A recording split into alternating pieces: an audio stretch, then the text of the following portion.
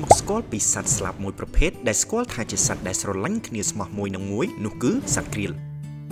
នៅប្រទេសកម្ពុជាយើងសត្វក្រៀលមានវត្តមានតាំងពីសម័យបុរាណមកម្ល៉េះដូចជាយើងឃើញមានក្នុងចម្លាក់ជាក់ស្ដែងនៅលើប្រាង្គប្រាសាទបុរាណនៅលើពិភពលោកមានសត្វក្រៀលជាច្រើនអំបូរគឺមានប្រមាណជាង10ប្រភេទឯណោះសត្វក្រៀលរស់នៅក្នុងប្រទេសកម្ពុជាមានមាឌធំនិងខ្ពស់ជាងគេអាចមានកម្ពស់រហូតដល់180សង់ទីម៉ែត្រដែលនាំឲ្យវាក្លាយជាសត្វស្លាបខ្ពស់ជាងគេបំផុតលើពិភពលោកដែលអាចហៅបានក្រៀលមានរោមពណ៌ប្រផេះគ្របដណ្ដប់ពេញមួយតួខ្លួននិងស្លាបចំណែកឯក្បាលនិងជើងវែងៗទាំងពីរមានពណ៌ក្រហម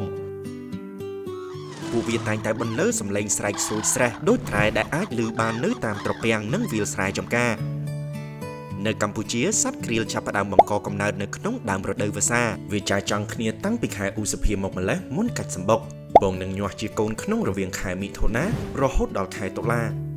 វាធ្វើសម្បុកពងកូននៅតាមវាលស្មៅធំៗនិងតំបន់ព្រៃរបោះឬចន្លោះព្រៃរបោះពាក់កណ្ដាលព្រៃស្រោងនាបណ្ដាខេត្តភាគឧត្តរនិងភាគឦសាននៃប្រទេស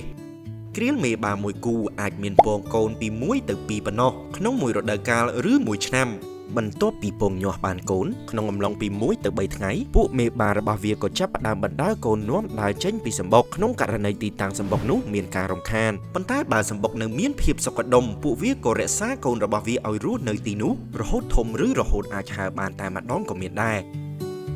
សត្វក្រៀលត្រូវបានអង្គការ IUCN កត់ត្រាចូលក្នុងបញ្ជីក្រហមរបស់ខ្លួនថាជាប្រភេទងាយរងគ្រោះថ្នាក់និងកំពុងទទួលរងគ្រោះថ្នាក់ដោយការគំរាមកំហែងពីកត្តាផ្សេងៗដូចជាការបាត់បង់ទីជម្រកដែលអាចនាំឲ្យបក្សីដ៏ស្រស់ស្អាតបាត់បង់ពូជពង្សពីផែនដីនេះ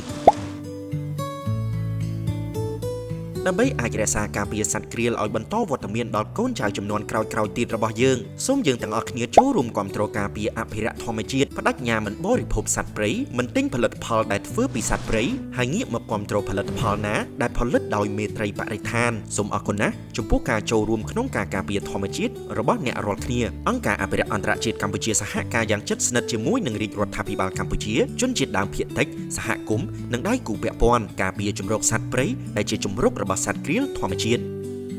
យល់ដឹងពីសត្វព្រៃផ្សេងទៀតនៅក្នុងប្រទេសកម្ពុជាតាមរយៈកម្មវិធីរៀនពីសត្វព្រៃជាមួយ CI